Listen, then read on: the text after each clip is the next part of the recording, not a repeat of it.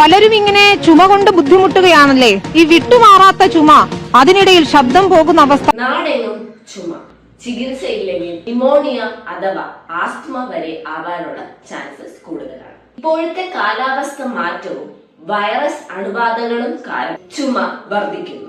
സാധാരണമായിട്ടുള്ള viral ചുമ 5 തൊട്ട് 7 ദിവസത്തിനുള്ളിൽ മാറേണ്ടതാണ്. തുടർച്ചയായ ചുമ, കഫം അടങ്ങിയ ചുമ, നെഞ്ചുവേദന, ശ്വാസമുട്ടൽ ഉണ്ടെങ്കിൽ ജാഗ്രത പാലിക്കുക.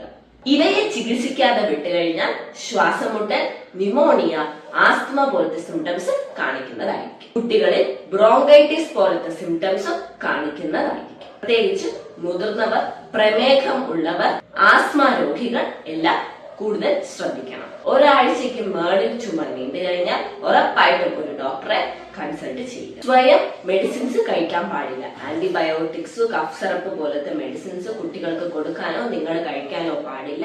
ഡോക്ടറിനെ തന്നെ കണ്ട് മരുന്ന് വാങ്ങുക. വെള്ളം ഒരുപാട് കുടിക്കുക. പൊടി, പുക, അതുപോലെ തന്നെ പല പല ഇറിറ്റന്റ് സബ്സ്റ്റൻസസിനെ മാക്സിമം ഒഴിവാക്കുക. ചുമ എന്ന് പറയുന്നത് ചെറുതല്ല. സോ മാക്സിമം അത് അവഗണിക്കാതിരിക്കുക. എത്രയും പെട്ടെന്ന് തന്നെ ട്രീറ്റ്മെന്റ് എടുക്കുക.